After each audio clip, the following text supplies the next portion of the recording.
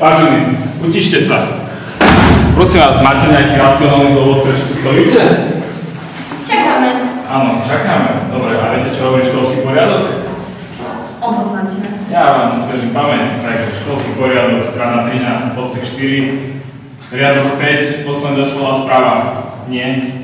Hovorí zákaz stretávania sa. Takže poprosím vás, čo tu robíte? Čakáme. Čakáme, je to nejaká autobusová zastávka? Ešte nie. No, tak potom môžete čakať. Ale poprosím vás, oddelenie, jedna tam, ďalšia tam. V žiadnom prípade neexistuje. Takže sa dohodneme u mňa na policajnej stanici? Alebo čo? No.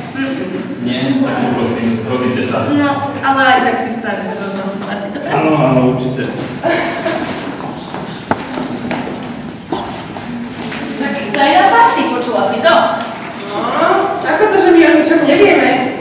A vy o niečo viete? A vlastne poviem, nikoho nič nevieme ešte. Oni ak niečo vedeli, nám to nehrozí. To sa nám ešte nestalo. To je úplne fopá. Ja ako naozaj nerozumiem, že by nás niekto niekam nepozval.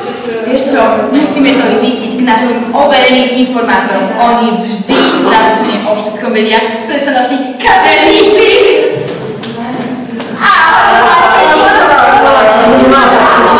Ešte musím ti tú tvoju biednú frizúru trošku napraviť. Dobre.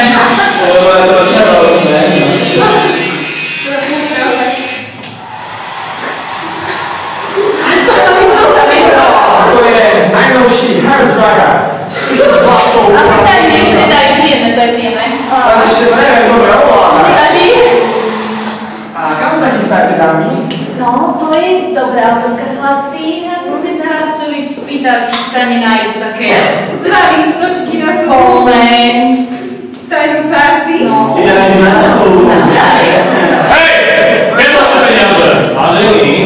Ale aké peniaze? No bez emócií, vážený. Či nám bez emócií hlavne už na vaše peniaze?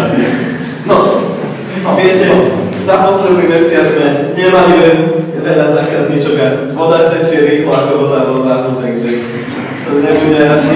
Ale mohli by sme sa dohodnúť inak, tak toto mám pekného kolegu a ten by vám rád pomohol. Nejakú službičku, alebo... Ako skúbiť? Ale dobro, kde sú peniaze?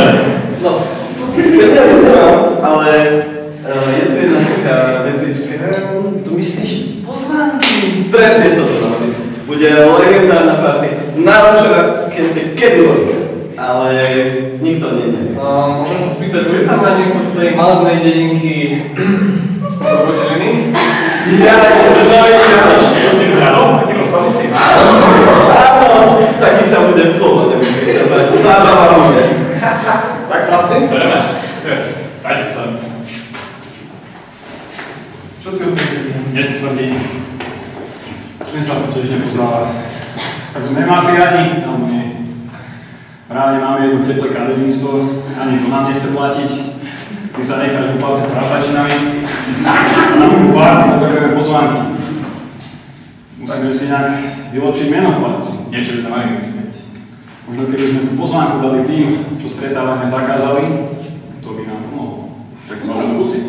Takže mám to asi krátko, či viac zaujímalo.